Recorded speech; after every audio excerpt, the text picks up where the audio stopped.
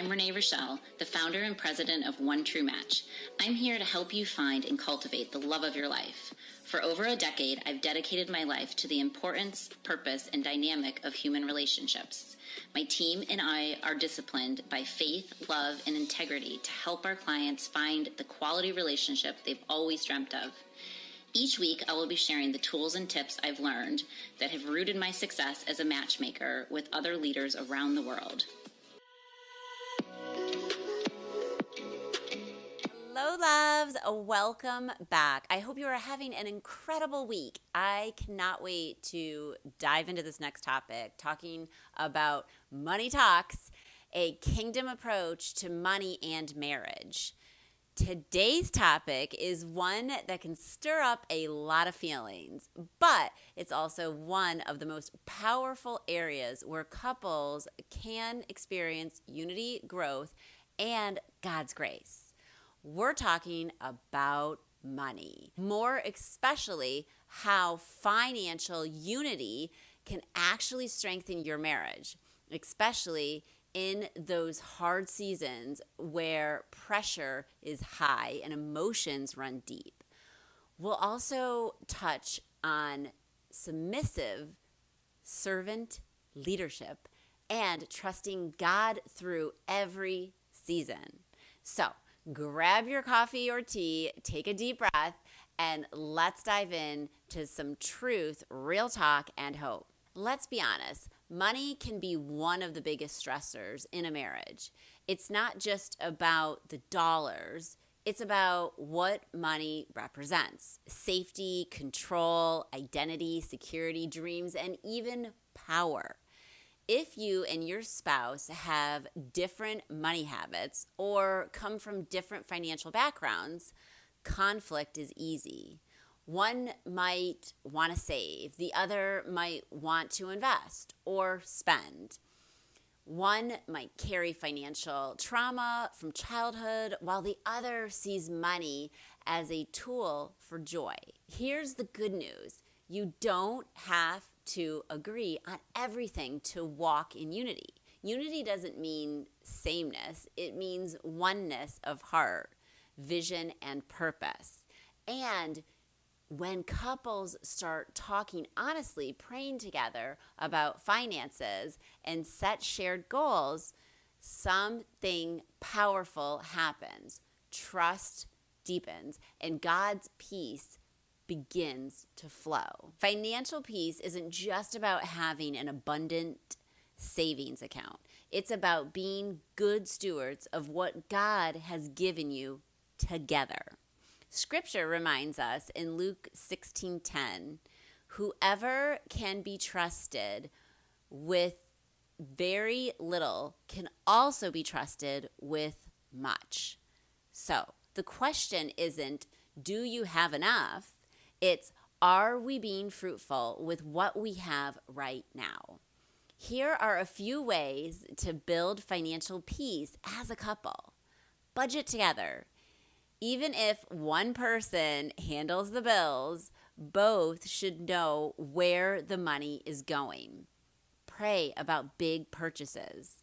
Invite God into the process. Surrender your worries to Him. Tithe and give together. It reminds you that God is your source, not your salary. Have regular check-ins. Make money talk part of your rhythm, not just when something's going wrong.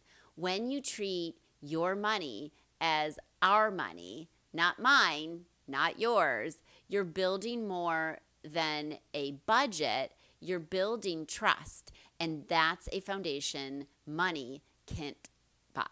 Let's talk about two words that might make some people uncomfortable: submission and servant leadership. In Ephesians 5, it talks about mutual submission. Submit to one another out of reverence for Christ. Submission doesn't mean silence. It means choosing humility and unity over control. And servant leadership means leading with love, not domination. When it comes to money, servant leadership may look like a husband saying to his wife, I want to make sure our financial plan honors our goals too. And submission may look like a wife saying to her husband, honey, I trust your wisdom and I know we're in this together. So it's not about who makes more. It's about how we honor God and each other in a way we manage what we've been given. Now, let's be real. Sometimes no amount of planning can shield you from hard seasons. Life naturally brings curveballs, unexpected bills, job loss, inflation. Whatever it is, financial struggle can cause marriage to feel heavy. But remember this truth. God doesn't waste hard seasons. He uses them to draw us closer to Him and to each other.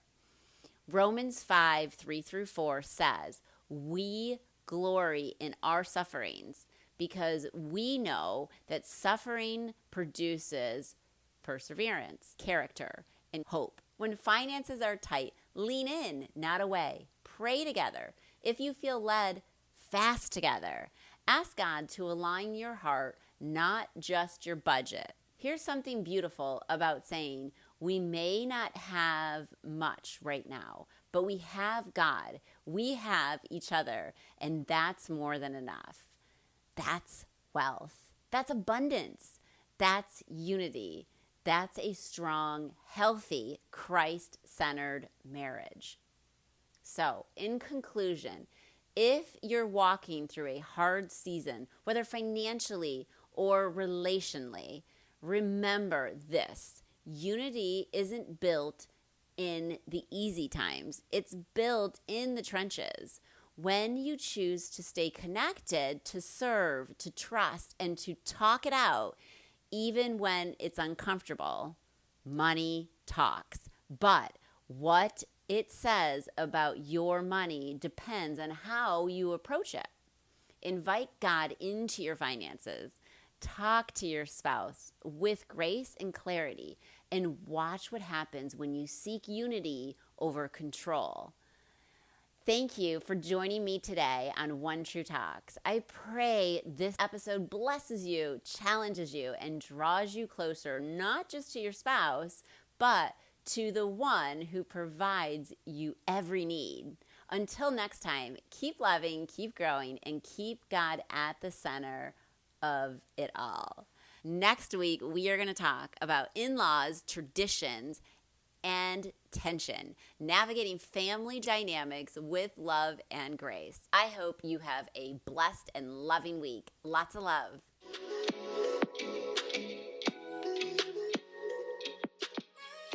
It's been another great talk on this episode of One True Talks by Renee Rochelle. I look forward to our next chat. Please write in your questions and comments so I can be sure to talk about whatever it is you want to discuss in our next upcoming episode. Lots of love. God bless. XOXO.